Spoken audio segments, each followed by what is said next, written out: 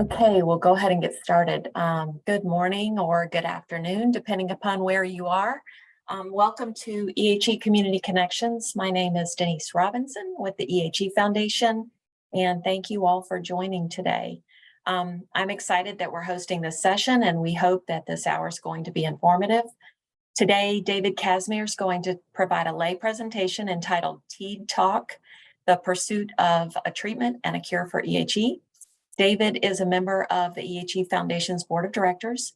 He holds a PhD in biochemistry and has conducted research on signaling pathways. By day, David is a patent attorney working with academic institutions and industry on technology, diagnostic, and therapeutic intellectual properties. He's also chairman of the board of a cancer therapeutics company that seeks to develop ways to make immunotherapies work more effectively and on more cancers. Before we welcome David, I want to share just a few housekeeping items with you.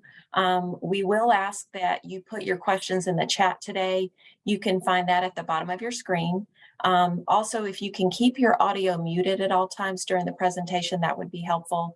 And if you have movement around you, just turn your camera off so we avoid distracting other participants.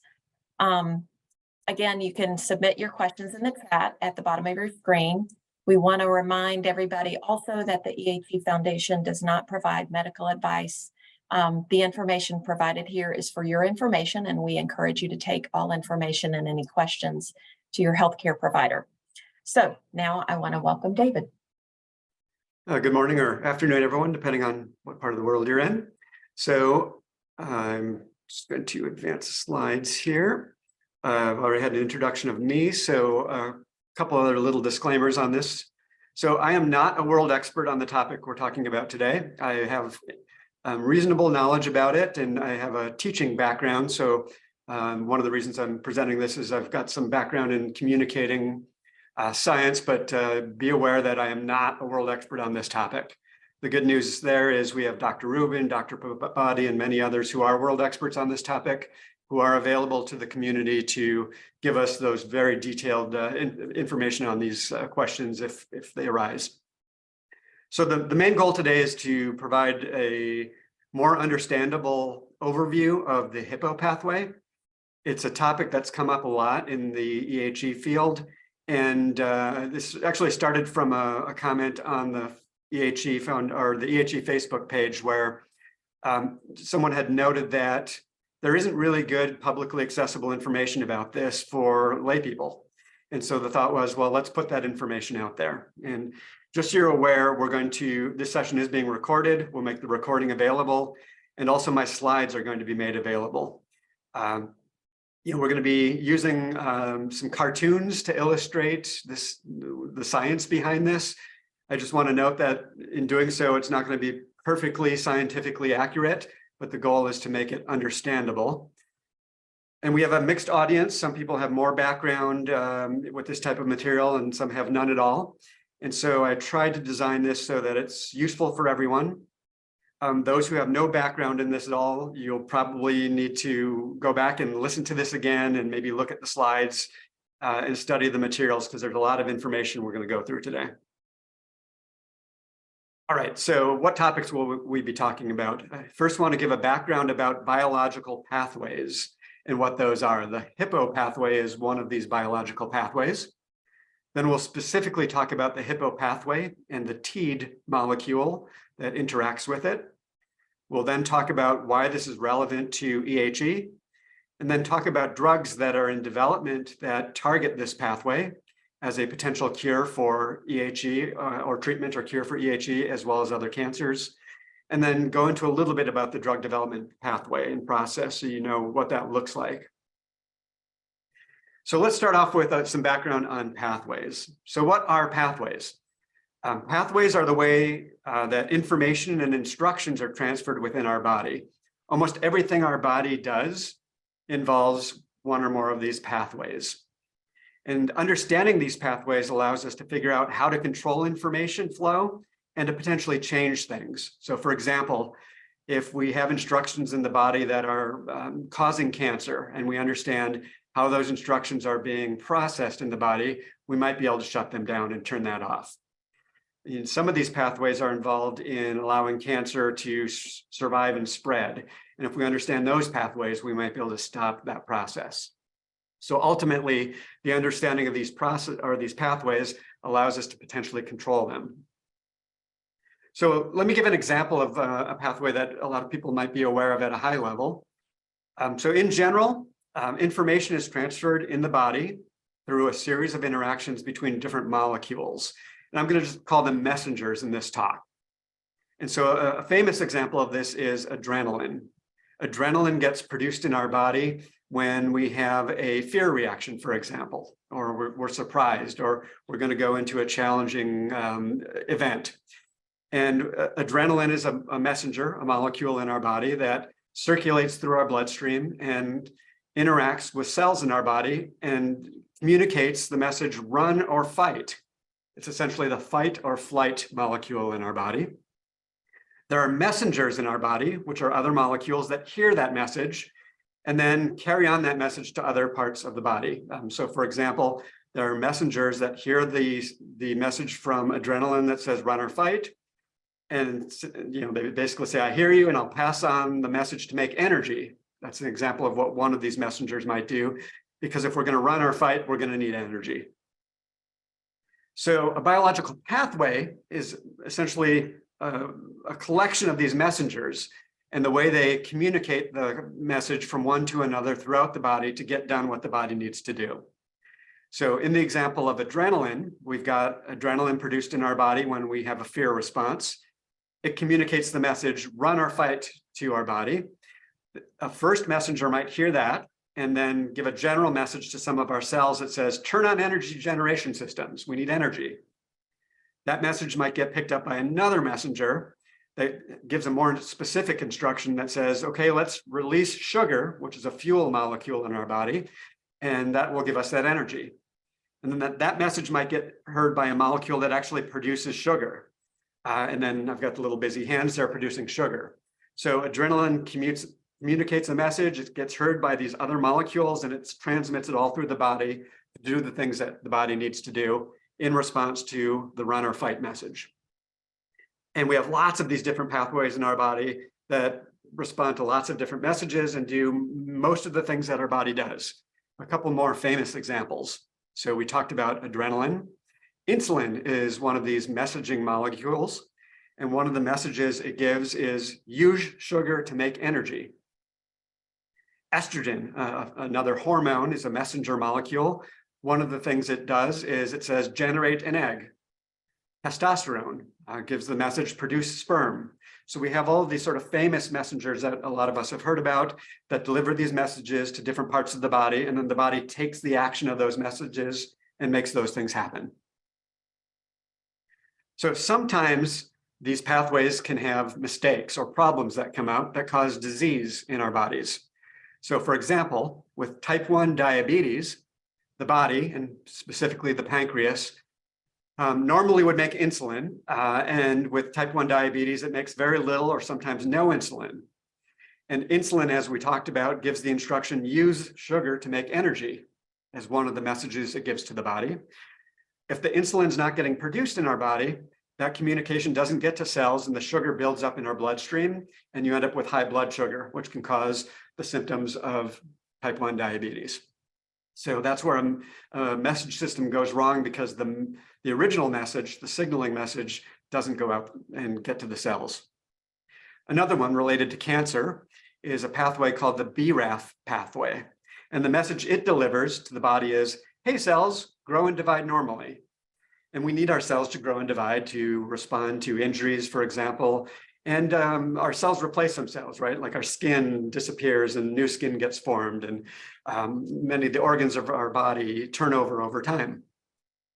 You can end up with mistakes, though, where like a mutation happens in the BRAF pathway, and instead of the pathway saying, hey, cell, grow and divide normally, it essentially says, divide, divide, divide, divide. So the message is sort of too strong of a message, and the cells just keep dividing more than they're supposed to. And that can lead to cancer, melanoma, as well as many other cancers related to that pathway. And so today we're going to focus on the Hippo pathway. The message the Hippo pathway delivers is, hey, cell, it's time to stop growing. And we'll go into a lot more detail on this. But with EHE, what happens is the cells divide out of control because the Hippo message of stop growing fails, and we'll see how that happens. But before I get into that, I want to give a little bit more detail about how these pathways work in general. And I'm going to use an analogy to help illustrate this. And it's not a perfect analogy, but I think it'll be helpful to put in your mind to help understand how information transfers from one thing to another to end up giving a certain result.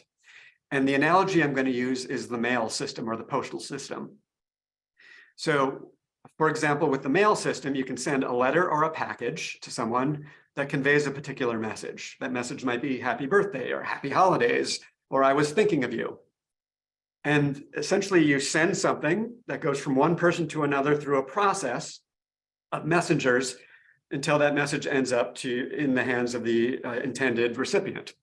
And we'll look at a picture of that in a second. Things can happen to that message along the way that can cause it not to arrive or to cause it to show up at the wrong location. And we're all familiar with that with the mail system. That can also happen with these signaling pathways. And sometimes, depending on the type of message you communicate through the postal service, you may have a good or bad impact on your recipient. Happy holidays might be a good message. Junk mail might not be well received. So when we think about delivering mail, it's kind of a system that we don't think about in a lot of detail every day, even though we understand it. We put a package in the mail and then it shows up to the eventual recipient, but it's not actually a simple process, right? So that package can go through a very complicated process where the message gets delivered from one party to another through this chain of events before it ends up at the recipient. It goes into a mailbox, which is picked up by a mail truck, which goes to a post office, which gathers a bunch of mail and puts it in a truck that ships it to an airport. It's delivered to another location. Another truck picks it up and delivers it to another post office, which is then picked up by a mail carrier that eventually delivers it to another mailbox, and then it ends up at the recipient. And cell pathways look a lot like this, where a message is transferred through a number of different locations and using a number of different messengers to get to its intended recipient. Now, the nature of the information can affect the outcome. This is true with the mail, and it's true with signaling pathways. So for example, if the intended message was happy birthday, and you send a Lego Millennium Falcon set, you might end up with a very happy recipient, depending on who the recipient is. If the original sender of the message is not quite knowledgeable about the recipient, they might send a pair of socks, which depending on the recipient, they might like it. And in this particular case, that message is not received well. There's also things that can happen during the process. A car might get a flat tire, delaying the process. There might be a trucker strike, which prevents the mail from getting from the post office to the airport or from the airport back to the other post office. There may be storms that shut down the flights. So a number of things can happen that can mess up the process. We'll see the same thing with signaling pathways. Also, if we understand this process well, we can intervene to stop bad messages from getting delivered. So for example, if we know that someone is sending socks as a holiday gift, and we know that that's going to be received poorly by the recipient, there's a number of ways we could intervene. So if we know that message is going to get sent, but it hasn't been sent yet, we can actually text the sender and say, don't send socks, and it just stops the whole process from happening. We could be a bit more adventurous and a bit more dangerous, and we could actually hijack the truck that's delivering the mail and just prevent the socks from getting delivered that way. Not advised from a mail standpoint, but sometimes in desperate situations, desperate measures are required. More so when you're attacking cancer than the mail system. As an attorney, I cannot encourage people to hijack trucks. You can place orders that say hold delivery if you know a package is going to be delivered and you don't want it to be delivered. And ultimately, if you know it's coming, you could stop it at the very last step by taking it out of the last mailbox so the recipient does not receive it.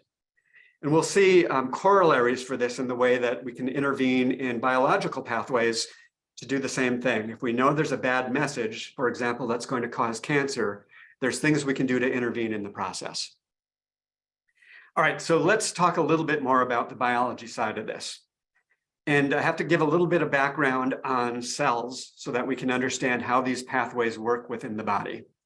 So I've drawn here a cartoon of a cell, and that cell has an outer cell membrane. And essentially what that is, it's a barrier that protects the things that are inside of the cell from things that are outside of the cell. Within that cell is another chamber called the nucleus. And that nucleus is made up of another membrane called the nuclear membrane, and that protects the stuff inside the nucleus from the other parts of the cell. One of the things that is in the nucleus is our DNA, which encodes for the instructions that cause a lot of the things that happen in our body. So I wanted to give that vocabulary because we're going to talk about how pathways work in cells. So we talked about how insulin is an example of a signaling molecule that can deliver a message that says, for example, use sugar to produce energy. That instruction is actually carried out inside of cells. Insulin floats through our bloodstream, and it actually doesn't really get into cells, but it needs to communicate the message into the cell. So it's actually like the Postal Service, not a simple process. It's a complicated process, and don't worry about the details here. I'm just providing a cartoon to show what some of the insulin signaling looks like in the cell, and just to highlight, like the Postal Service, the message gets transferred through a number of different steps to get to its end result. We're here to learn about the Hippo pathway, not the insulin pathway, so don't worry about these details. I just wanted to show that it's a complicated process. All right, so let's build up a little bit of how this works in cells in a really general format before we get into the Hippo pathway specifically. So in a very common situation, you've got an information molecule like adrenaline or insulin that's floating around in our bloodstream. And that information molecule comes into contact with a cell, but it cannot get into the cell. The way it transfers its message, like use sugar to make energy to the cell, is it binds to a messenger that is on the outside of the cell, and it spans the membrane. Part of it's on the outside, part of it's on the inside, called a receptor. So the insulin or the information molecule binds to the receptor, and then the receptor hears that information and transfers it to another molecule inside the cell. Those messengers inside the cell are often called things like signal transduction molecules. It's a technical term, but it's a molecule that transduces, moves a signal, moves information. And there can be many of these involved in a pathway. One signal transduction molecule might hear a message from a receptor and pass it off to another one, and it might pass it off to yet another one. Each pathway has its own sort of complexity and quirks about it. Eventually, that message gets delivered to somewhere in the cell where the instruction is received by a thing that does what the message says. So for example, with adrenaline, we saw the message is, one of the messages is, use sugar to make energy. And the end molecule that received that is a molecule called an enzyme. And that enzyme does the thing. It makes sugar so that energy can be produced. There's another type of end messenger or receiver of the message that we need to talk about that's going to be relevant to the Hippo pathway. And that's called a transcription factor. That's the little red box here in the nucleus. What a transcription factor is it's a receiver of the message that specifically interacts with our DNA and either turns on or turns off the DNA to set out a set of instructions that cause the cell to do something. So for example, relevant to cancer, there are transcription factors that basically say, turn on all of the genes involved in having a cell divide and reproduce itself. And if that message gets exaggerated, that can cause cells to grow out of control and cause cancer. And many times it's this final receiver of the message, the transcription factor, that ends up being the problem. And we'll see that that is the case with the Hippo pathway. I know this is kind of new technical information for people and it's new terminology, and we'll come back to this again, but this is sort of a general way a lot of pathways work. And if you need to come back to the slide later, like I said, we will make these available. Okay, so a little bit of a side topic here. Some of you might wonder, well, what are these actual messages and how are these being transferred? Because these messengers in the body, you know, they don't actually have ears or megaphones. So how is this information actually communicated?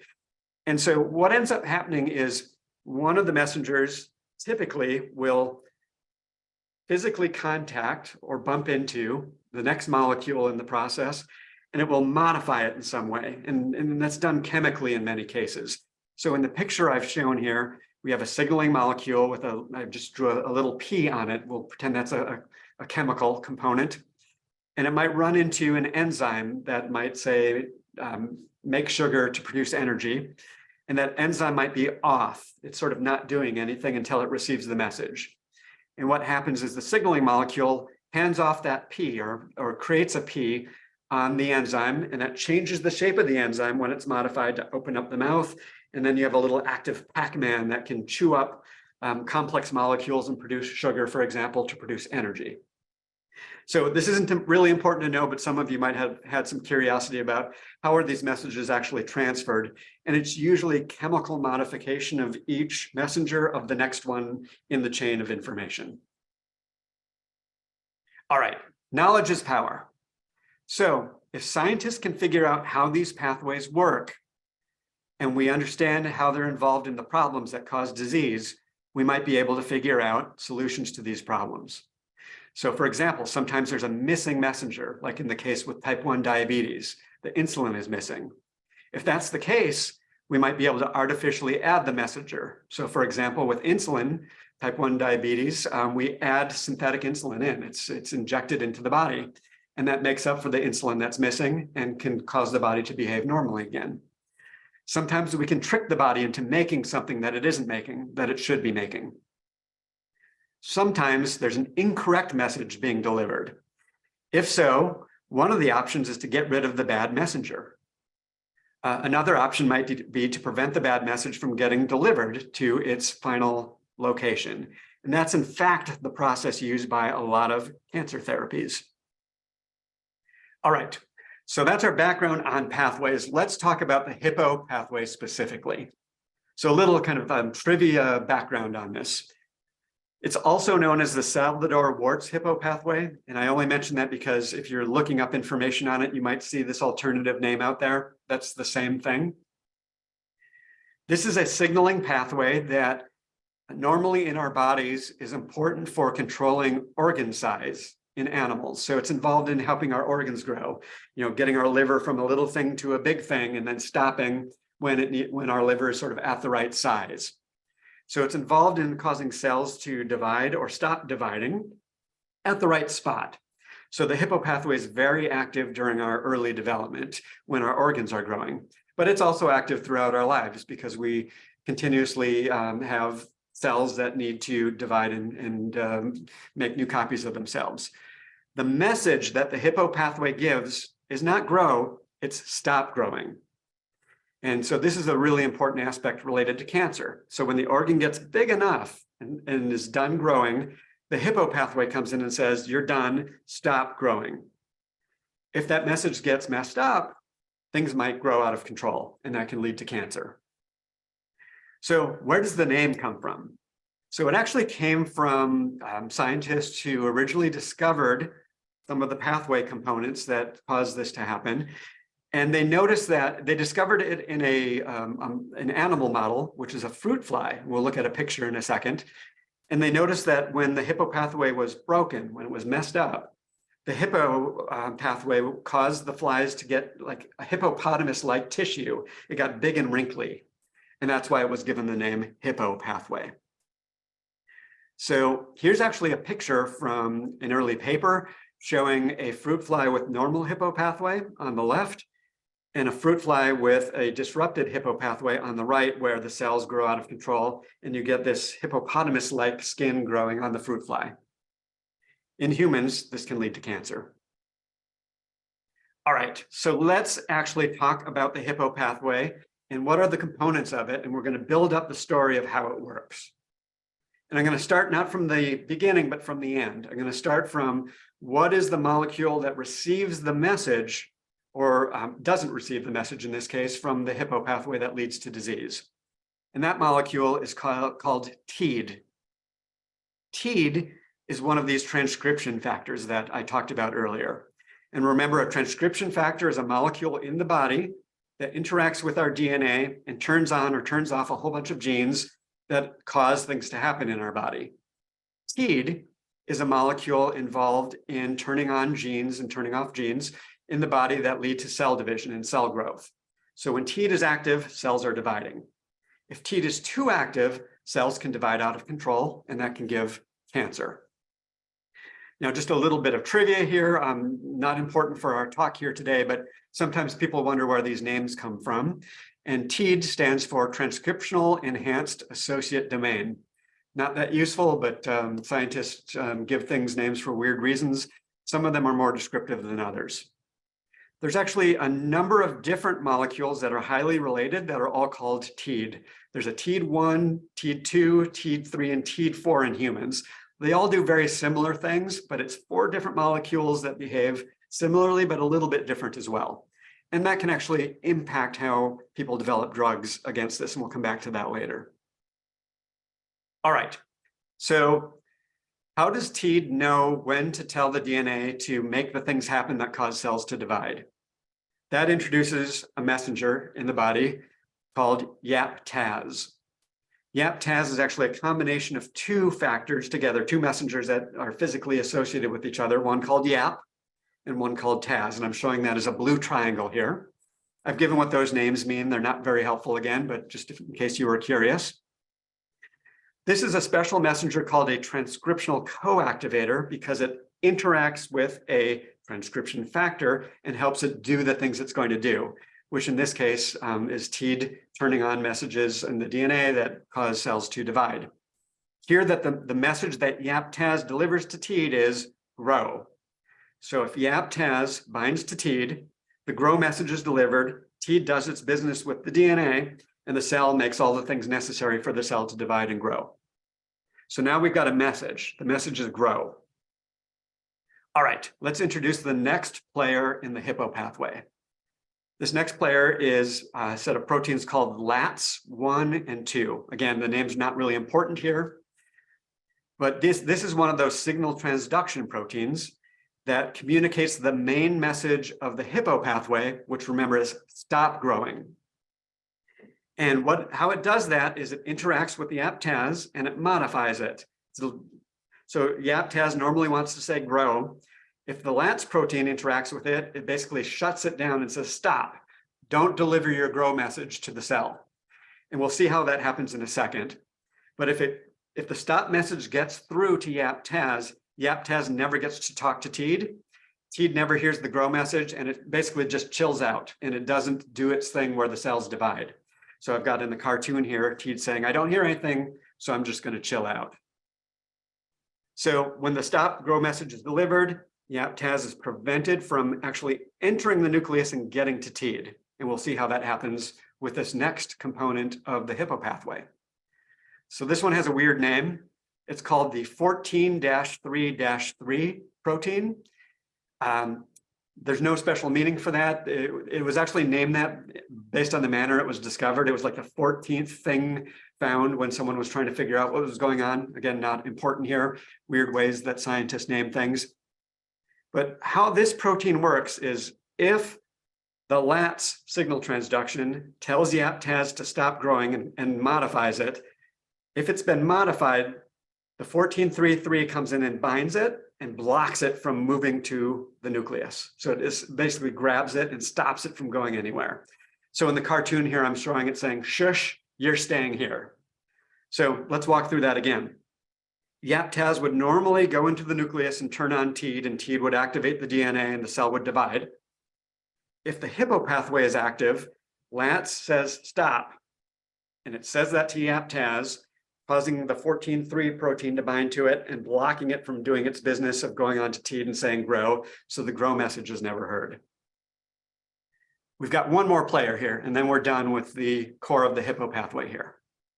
We have another signal transduction protein called MST1 and 2. There's actually 2 proteins there. And this is the protein that is the Hippo protein. So in fruit flies, where it was discovered, it was called Hippo. It's given a different name in humans, just the weird things on how things are named. The Hippo protein in humans is called MST1 or MST2, collectively MST1 and 2. They deliver the initial stop message that is told to LATs. LATs modifies the YAP-TAZ. If it's been modified, the 1433 binds to it and prevents it from going to the nucleus. TEAD never hears the message. So that's really the core of the Hippo pathway. I know that's a lot of information, but again, these slides will be made available and you can come back and look at this. And I'm going to show you in a second a little bit more about how this works when it's on and how this works when it's off. I do want to mention there are a few other messengers involved in the Hippo pathway that you might see if you're looking at this, but they're not directly involved in the things we're going to talk about. So I'm just going to mention them. One's called SAV1 and one's called MOB1, but let's not worry about them here. I just want to highlight that there are some other ones, but they're basically helpers that allow MST and LAT to work with each other. All right, so what happens when the Hippo pathway is off? So this is where, for example, your liver is growing and we want it to grow and get to a certain point and stop. When the Hippo pathway is off, MST doesn't say stop, LATS doesn't say stop, everything's sort of quiet with those three factors. 1433 is not doing anything, which means YAP-TAZ gets to go into the nucleus and talk to TEAD and tell it to grow, and the cells divide and your liver grows or your other organs grow. Once your liver reaches its full size, the Hippo pathway turns on. And when the Hippo pathway turns on, it delivers its stop growing message. So MST says stop, LATS hears the stop and modifies YAP-TAZ, and YAP-TAZ wants to say grow, but it's now being told to stop. The 1433 sees that, binds to the YAP-TAZ, shushes it, says you're staying here. It cannot get to the nucleus now, so TEAD does not hear anything and does not cause the DNA to cause the cell to divide. So the TEAD is just chilling out, the cell division stops, the organ stops growing.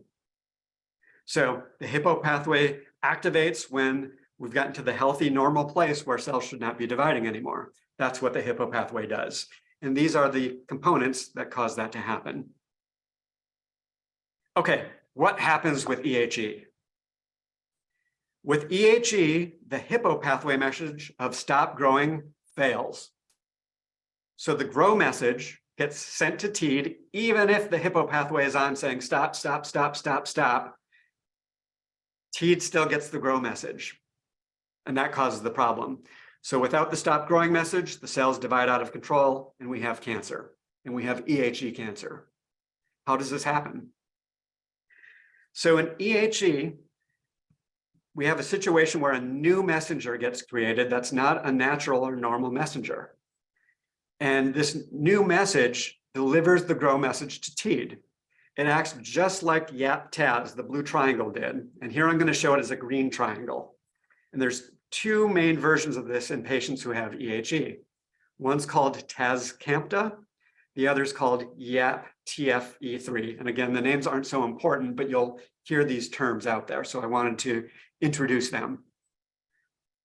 EHE is a disease caused by a gene fusion where the DNA, our chromosomes, have a break in them and then they're rejoined in a way where a gene gets essentially turned in what I call a Frankenstein gene. Part of the normal gene is interrupted and it's linked to something it's not normally linked to in nature. So in this case, TAZ is linked to CAMPTA1 or YAP is linked to TF3, and it produces these Frankenstein proteins, non-natural proteins that have their own unique behavior. They're producing these green triangles.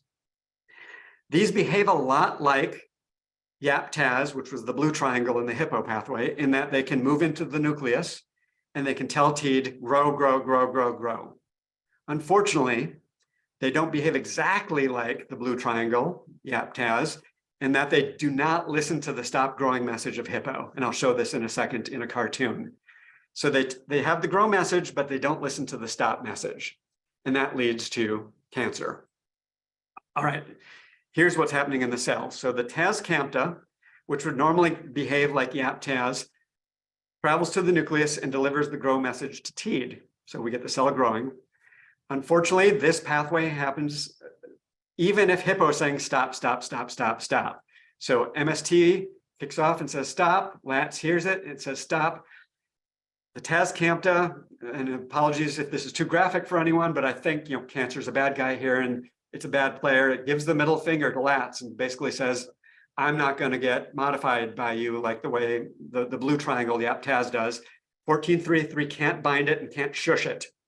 It's a different thing than YAP-TAZ, and it behaves differently. It isn't shushable. So it moves into the nucleus, binds to TEAD, delivers the grow message when the cell should be told stop growing. And that ultimately leads to the cell growing out of control and cancer. All right, let's go back to our post example here. If we understand the process, there's ways to intervene. We talked about this earlier. With the biological pathway, there can also be ways to intervene. So the goal here is to prevent the TAZ-CAMTA or the YAP Frankenstein protein from delivering the grow message to TEAD. Hippo would normally say stop, but it's not working. So can we as scientists and doctors and people in the field figure out a way to tell it to stop the way the blue triangle, the YAP-TAZ, would get told to stop? And there's a number of different options to do this. One is perhaps you could prevent the TAZ-CAMTA from ever getting made. Sort of the idea of sending the text message saying, don't send socks at all. That's a possibility. Another option is we could potentially destroy the message before it gets to TEAD. So that's sort of the hijack approach. We hijack the mail truck. So we know the mail's on its way, but we stop it before getting to where it's going to go. That's another option. We could try to get the little green triangles, the TAZ-CAMTA, to respond to Hippo, to actually listen to the stop growing message. That's another potential option. This next one is the one that is most people are pursuing right now for therapy, which is actually to prevent the TAZ-CAMTA or the YAP Frankenstein protein from actually talking to TEAD. So it gets produced, it gets to the nucleus, but we don't let TEAD listen to it. That's sort of taking the socks out of the mail right before they deliver the message analogy from the Postal Service example. Those are the primary ones involving the Hippo pathway, but there are other things that can happen. So there might be other ways to tell the cell to stop growing. So there are other pathways in the cell that are involved in cell growth. There's one called the mTOR pathway that is targeted by drugs like sirolimus that a lot of EHE patients are on. That's essentially telling the cells to stop dividing by a different way than the Hippo pathway. And then there's backup options. You know, the cells are growing out of control, but there may be other ways to deal with them, like chemotherapy or immunotherapy or surgery or transplants or ablation therapy. But let's specifically talk about the idea of preventing the TAZ-CAMTA from talking to TEAD. One of the ways to do this is to try to block it from delivering the grow message. And in biology, a common approach to do this is to use a molecule called an inhibitor. And what an inhibitor is it's a substance that slows or stops the activity of something else. So a TEAD inhibitor is something that stops or slows TEAD from doing whatever it's doing, which in this case is turning on the genes involved in cell division. There's a specific type of inhibitor called a protein-protein interaction disruptor, which actually is not a bad description. So TEAD is a protein, TAZ-CAMTA is a set of proteins, and an interaction inhibitor is something that prevents those two from interacting with each other. So it blocks the interaction. It blocks the ability of TAZ-CAMTA to deliver the grow message to TEAD. And I've shown that in a cartoon on the side here. So with EHE, TAZ-CAMTA is binding to TEAD, saying grow, and TEAD saying, okay, let's do it. With this inhibitor, it actually binds to TEAD and blocks TEAD from hearing TAZ-CAMTA. So TAZ-CAMTA says grow, and TEAD says, can't hear you. What? And so that's a potential to shut this down. So kind of going back to the big pathway. The Hippo pathway is going, saying stop. TAZ-CAMTA is not listening to it. It's moving into the nucleus and then intending to deliver the grow message. But we bring in this inhibitor that prevents TEAD from hearing it. TAZ-CAMTA says grow, TEAD says what?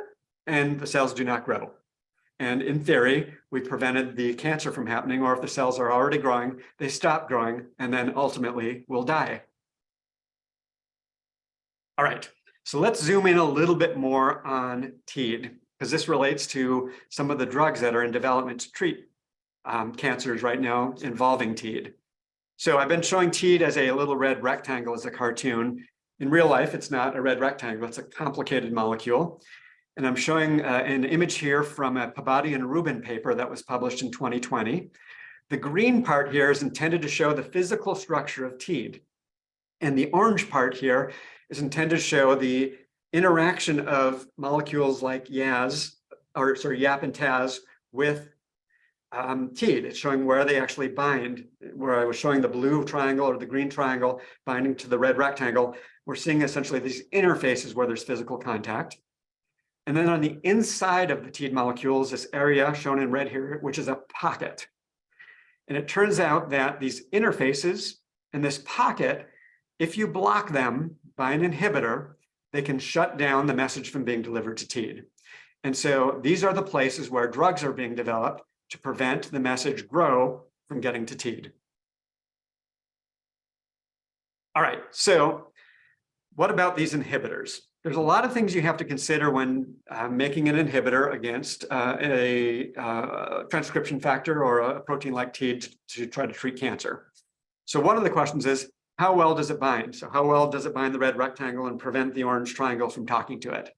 No inhibitor is perfect.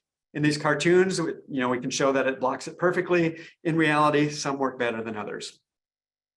Does it actually get to all of the EHE cells? When we give a drug, we tend to inject it or swallow it. Does it get to where the cells are in the body? If it does get to those cells, how well does it get into the cells? Because we need it to get in there and to interact with TAZ-CAMTA and actually block it from talking to TEAD. Does it inhibit the right TEADs? I mentioned there's 4 different TEADs. We don't have perfect knowledge of exactly which ones are needed to treat exactly every type of cancer. We know TEAD4 is a really good target for EHE based on some work by Tanas and others. But that's one of the questions is, does the inhibitor interact with all of the TEADs? Does it interact with just one of them? Those are open scientific questions.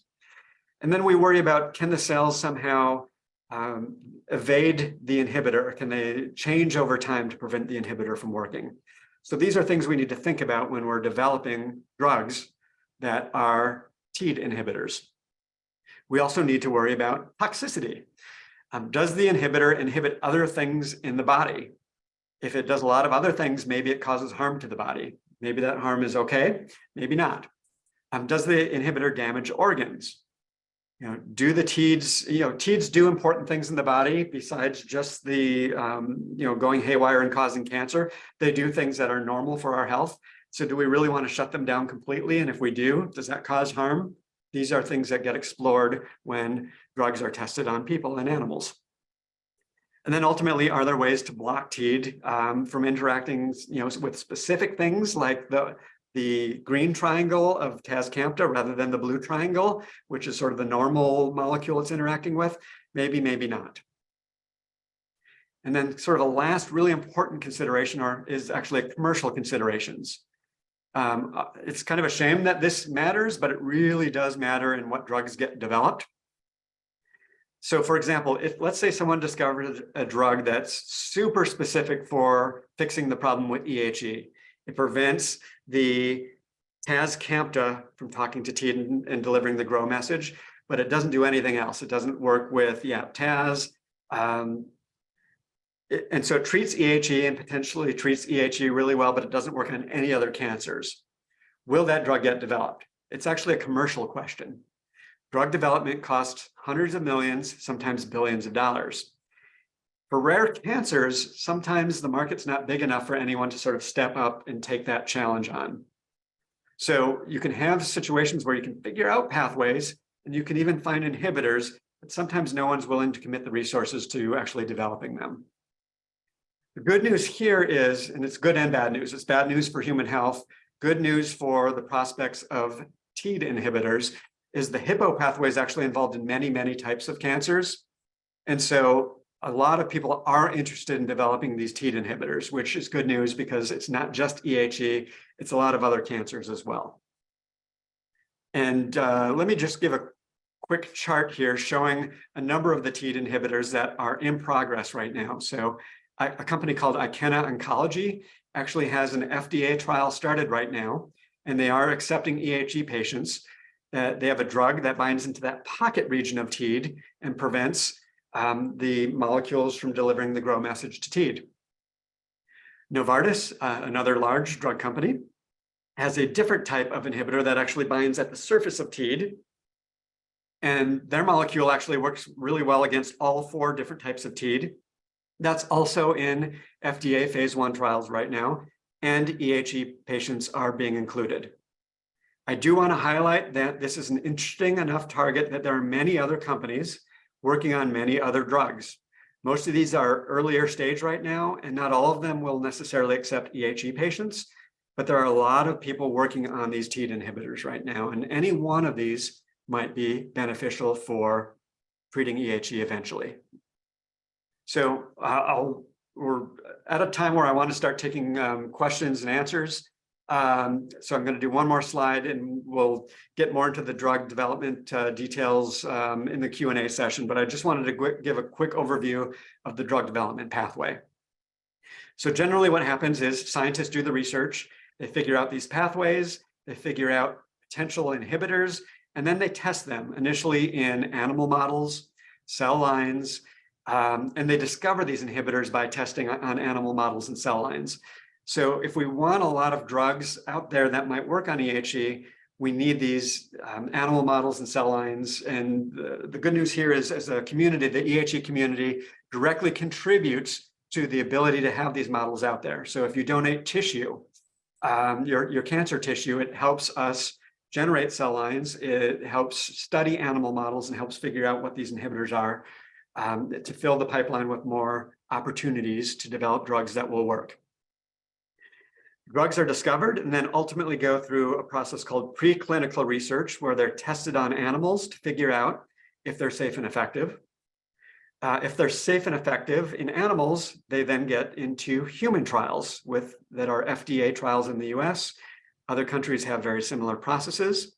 That's a multi-stage process where the safety and efficacy of the drugs are confirmed and then ultimately approved for use with patients commercially. Even after they enter the market, they're still followed to confirm that they are working and doing the things they need to do.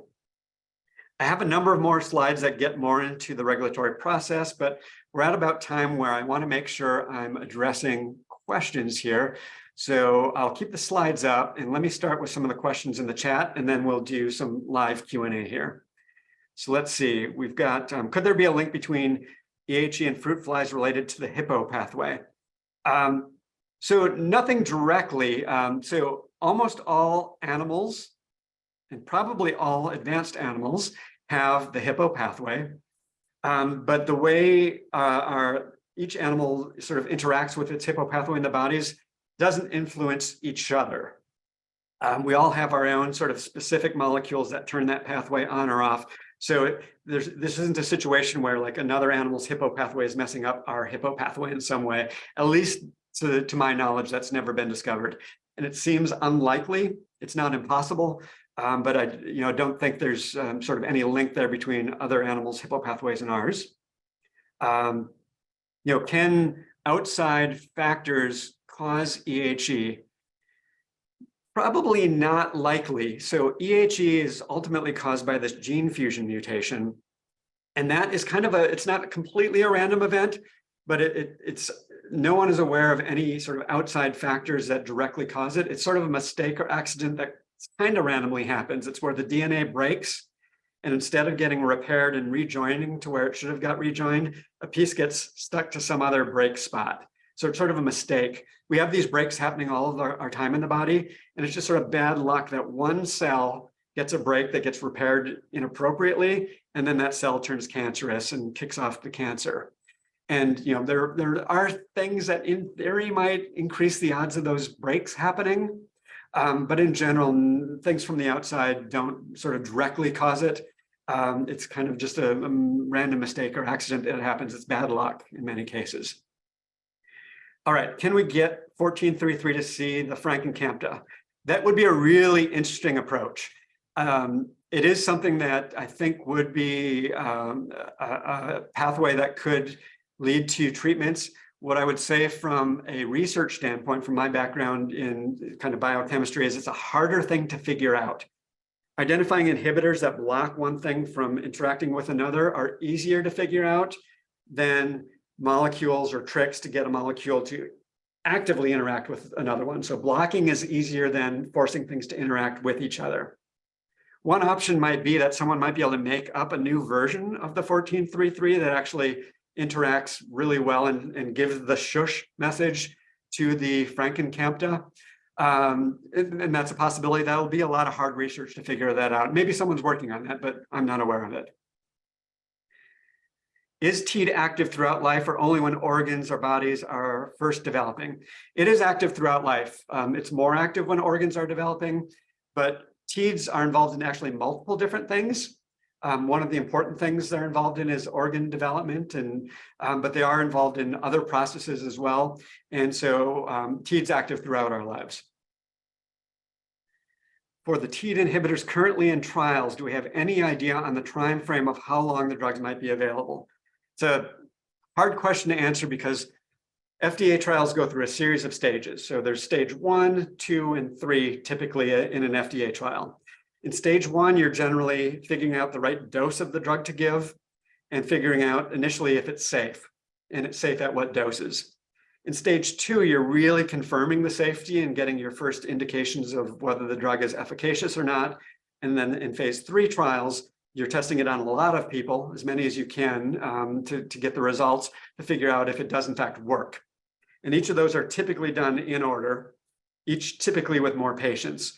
That process varies drug to drug, but it's not uncommon for that to take somewhere between, or at the very earliest, maybe 2 or 3 years to as many as 10 or more years. What our average is, it really varies, but 3, 4, 5, 6, 7, 8 years is not unusual.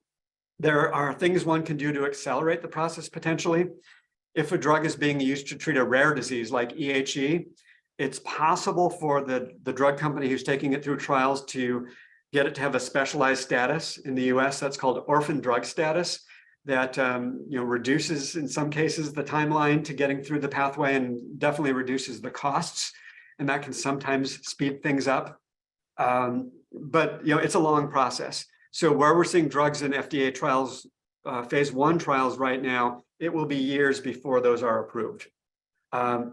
There are potential ways drugs can get to patients more quickly. So one of the research paths that scientists can take is a path called drug repurposing.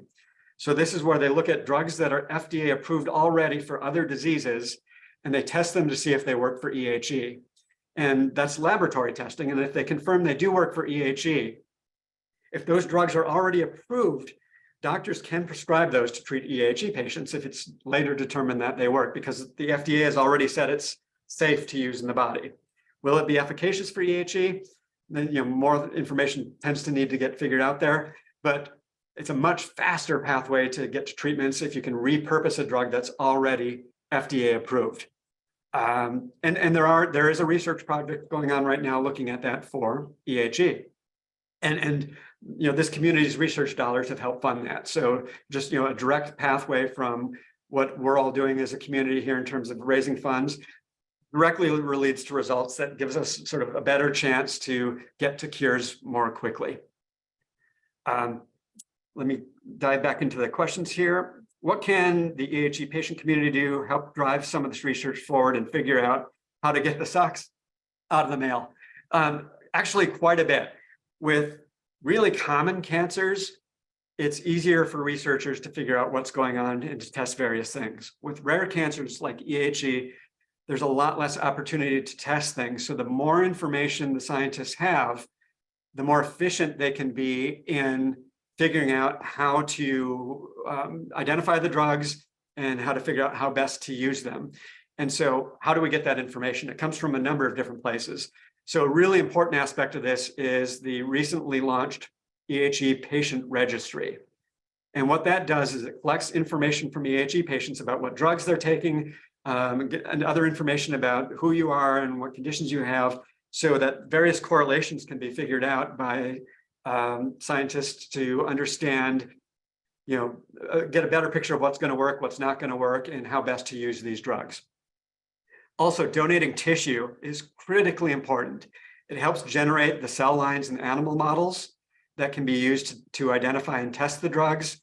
But it also, can directly help us figure out what drugs are going to work at a much earlier stage. And there's kind of a magic to this. So let's imagine you donate some tissue, and that tissue ends up being used to generate a cell line, your tissue, or ends up getting used in an animal model. your tissue would actually be in the research lab with drugs getting tested against it. So if a drug shows up as positive, hopefully that's a drug that will work potentially for all EHE patients, but it very likely would work for you. I mean, at the end of the day, will it work in the clinic? There's lots of experiments that need to get tested. It's got to go through FDA trials. But by contributing to the process, you're not just helping the community, but you're helping yourself, because as things get discovered, they're being discovered for you specifically in that instance, which is kind of amazing. Next question, are TEAD inhibitors intended to stabilize disease, or any thoughts that they could potentially shrink tumors? Super good question. I mean, at the end of the day, we'll have to see what happens, but TEAD inhibitors can potentially do both. So by blocking the grow message, they certainly can stabilize disease in theory, right? Because if the cells are not growing out of control, they're sort of chilling out. However, oftentimes when you tell a cell to stop growing, what will happen is it might get destroyed, especially if it's a cancer cell and it's not behaving like a normal cell. If the body recognizes it as sort of not normal, it might end up sort of getting rid of it.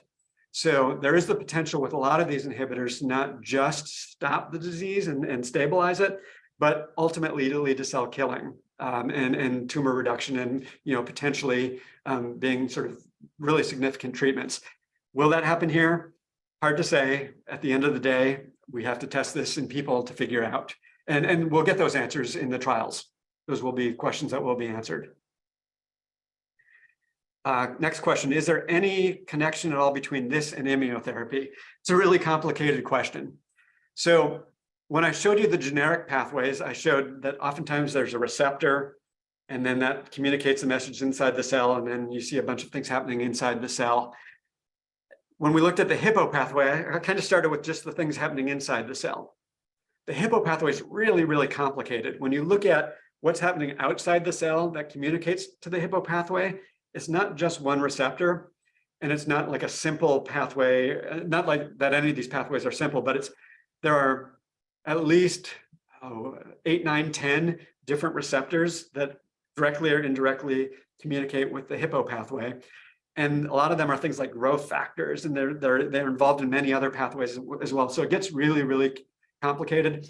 So sorry, that's a long way to get to the issue of, to my knowledge, there's no direct link between immunotherapy and the Hippo pathway. However, because the pathway is so complicated, it would not surprise me that some aspect of immunotherapy may be interacting with the pathway in some way or another. Is immunotherapy a good way to directly address the Hippo pathway? To my knowledge, no. Immunotherapy is one of those things that's sort of good at maybe cleaning up the cells that escape these drugs, or directly, whether you're getting another drug or not, directly taking out the cancer cells.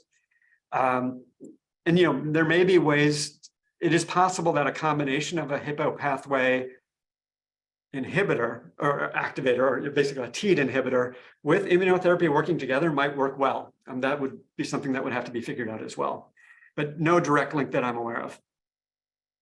Are there any European trials or advancement in TEAD inhibitors meds that are involved in human trials?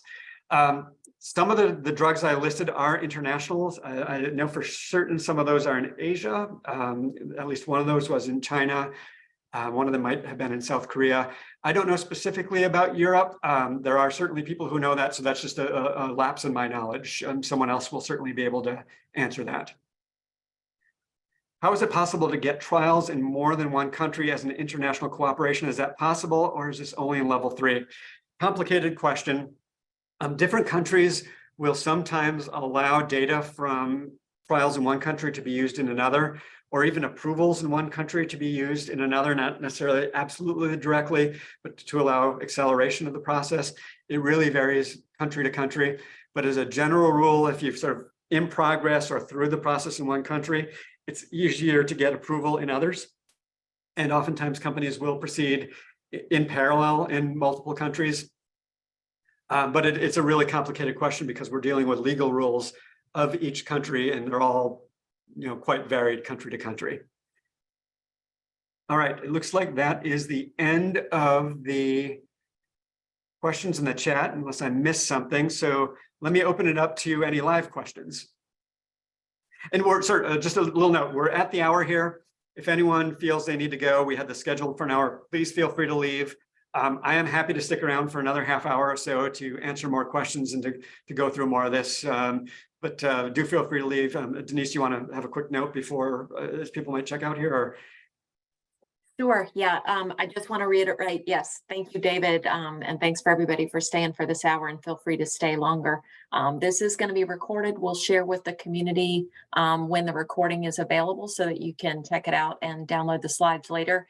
If you have questions that you didn't put in the chat or you have to go, send an email to info@fightehe.org and we'll get those questions to David and answer those questions back. And you may see him pop back into the community and continue that thread there. So feel free to stay. And if you have to leave, thanks for joining us today. All right, let's turn it over to any live questions, or if you're more comfortable, feel free to throw things in chat as well. Looks like we did get one more chat one. Do immunosuppressive drugs affect the TEAD pathway in a negative way? I don't know the answer to that. Someone may, but that is a really interesting question. I'm not sure that's been studied, but this is where I'm not an expert in this field comes into play. We do have experts in the field who would probably be able to answer that. Unfortunately, I can't. All right, any live questions or on this, or even sort of the drug development pathway in general, because I wasn't able to go through those slides in more detail here, but I actually, in addressing some of the questions, hit a lot of the material in those slides. Okay, we got another chat question. Is there any particular requirement for patients to access this trials or doctors to decide when it's a good option to try? Super good question. And that was one of the slides I didn't get to. So it's a real challenge for patients to figure out whether to participate in trials or sometimes to get into trials if they know they want to participate. So each trial has a set of complicated inclusion criteria that are set up by a number of different entities. So whatever company is sponsoring the drug trial will have their own criteria. The FDA, as part of the process, may set up specific criteria. The actual locations where the trials are going on, and these typically happen in research hospitals, they may have their own criteria. And so for a lot of these drugs, you'll have a long list of things, you have to not be taking certain medications, or you might need to be in a certain age range. You might need to not have certain pre-existing conditions. You might not, it's possible that you can't be on immunotherapy, or you can't, or have an organ transplant. So you just need to look into that and to consult with your physician on all of this to see if you're a good candidate for the trial. There's other things to think about as well. Like if you're looking at entering a phase 1 trial, there are some things you should know about phase 1 trials. I mentioned that the main purpose of them is to figure out the right dose and to get an initial safety profile. So typically what happens with a phase 1 trial is there's already a lot of dosing information that had been developed in the preclinical research testing on animals. And so there's a good guess what is going to be safe in the safe range in humans, but no one knows. And so with the phase 1 trial, typically you'll have what are called different patient cohorts that are given different doses of the drug. So they'll have a range that they'll say, we think here's a low dose that maybe will work, and here's the highest dose we'd safely want to try with human patients, and they'll try multiple different doses in between. And so if you enter a phase 1 trial, you don't know which group you're going to get into. And if it is a drug that in theory might be helpful in phase 1 trials therapeutically, some are, some aren't, and we won't know for a long time. If you're on the low dose, you're sort of less likely to get the benefit, maybe, maybe not. It's possible the low dose might be the most effective one. You never know. Most drugs, that's not the case, especially if they're inhibitors. But you don't have any control over what group you're in, and you're not going to know what group you're in. So there's some risk associated with that. If you're entering at a phase 2 or phase 3 trial, those trials typically have an experimental group and a control group. And so the experimental group gets the drug that's being tested in the trial. The control group does not get that drug. They get whatever the standard of care is that's sort of ethical and reasonable to give. A lot of these trials, you might already be on some other therapy and you'd get to maintain that, depending on the stage of disease. Sometimes you're not on any drugs, but you wouldn't get the main drug. For most FDA trials, you don't know which group you're in. And the numbers can vary. Sometimes it's 50-50, sometimes there's more people in the experimental group, but you won't know if you're in the group that doesn't get the drug. So you might enter the trial, go through the process, and actually not get the drug. So there's some things to think about. There's also questions about, Will doing the trial prevent you from doing some other things that might be good for your health? You can always, in theory, drop out of the trial. That's not ideal for the research side of it. So, these are complicated issues. Will your process in the trial be fully paid for? Now, the drug tends to be paid for by the drug company. A lot of the medical costs are paid for, but there's issues of, your travel, your hotel stays, things like that. If there's other things you need to do with your healthcare to allow you to be in this trial, will your insurance still cover that if you're in the trial? These are all things you need to worry about and think about if you're going into FDA trials. And I know I've said some things that cause caution here. I want people to get into as many trials as possible if you're comfortable with it, because we need those trials to get drugs out there and approved. But I did want you to be wary of factors you need to think about when considering trials. Okay, let's see. We've got a few more questions in chat. How long does the drug development process usually take to move from phase 1 to phase 3, 4? Yeah, very interesting question. So usually each stage of the trial is faster than the next. So the phase 1 tends to be faster than the phase 2, which tends to be faster than the phase 3. The phase 3 tends to be the slowest. That's not always the case because sometimes problems arise during the trial and someone might need to repeat part of it. So for example, like in say a phase 2 trial where they're testing safety very thoroughly and getting some idea on efficacy, maybe a quirk comes up where there's some concern identified on safety and there's a solution identified where the FDA doesn't want to just shut it down. They think there's a way to solve it, but you might have to repeat the phase 2 trial with a change, and that would slow that down. But as a general rule, the phase 1 can take, and it really varies drug to drug, 3 months to a year. The phase 2, maybe 6 months to a year and a half, 2 years. And then the phase 3 is the rest of that time. If it's a 5-year trial, it's the rest of that time. If it's an 8-year trial, it's the rest of that time. Things that affect the length, especially of the phase 3 trial, are patient recruitment.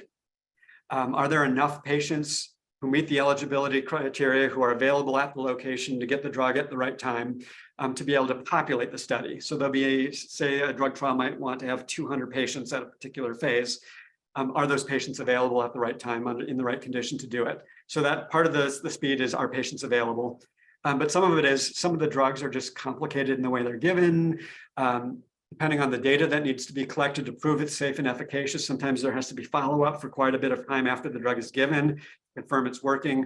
And so all of these factors can affect the speed. Got another chat question here.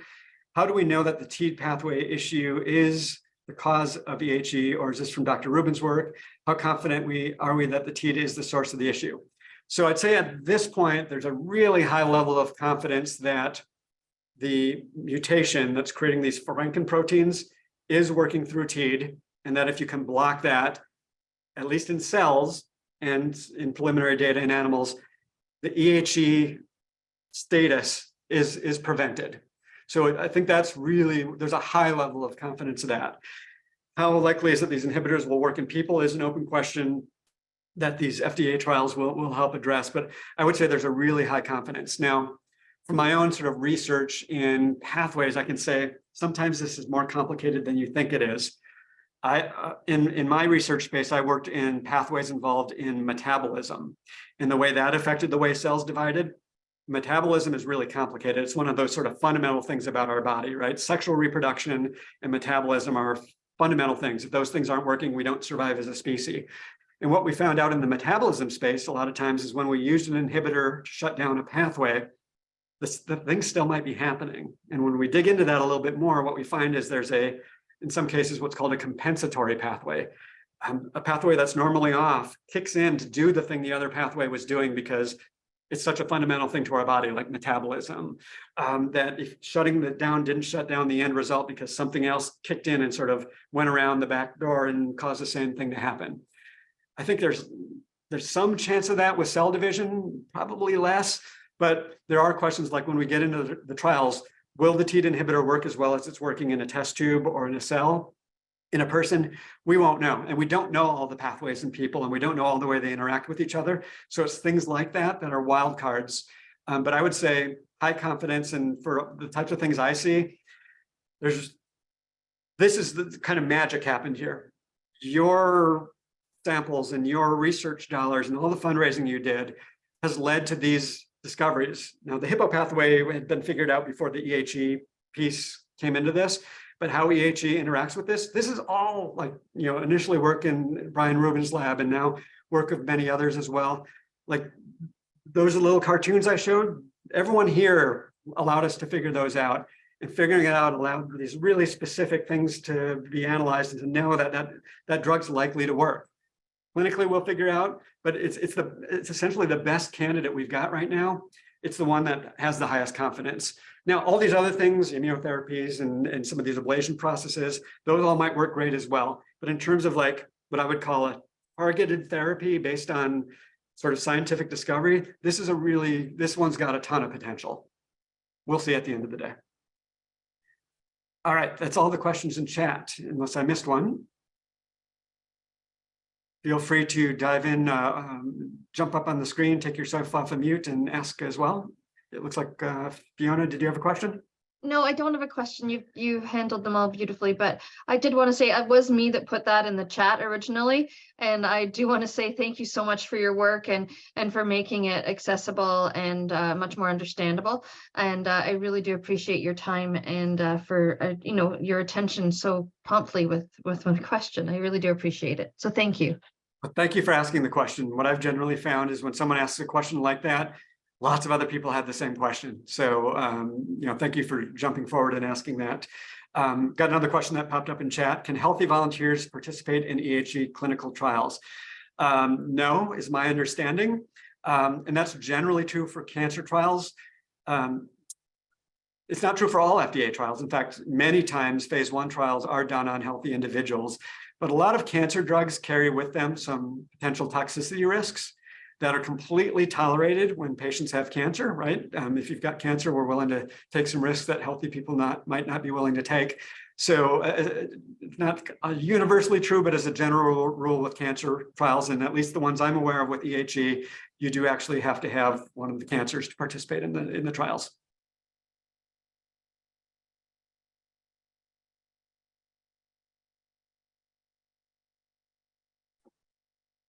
All right, I'm not seeing any more questions. Any more brave people want to jump on live?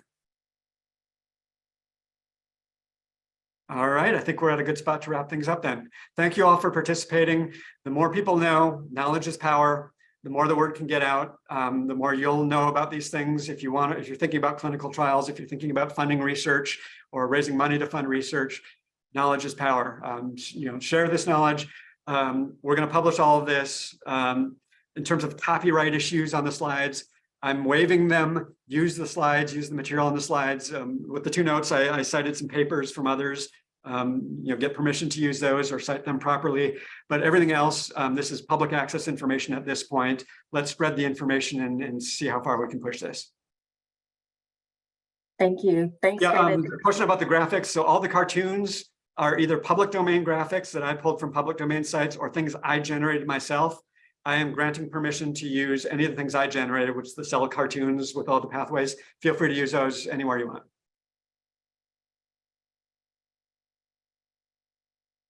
Okay, thanks everybody. Thank you, David. Thanks everyone for coming. Have a great day.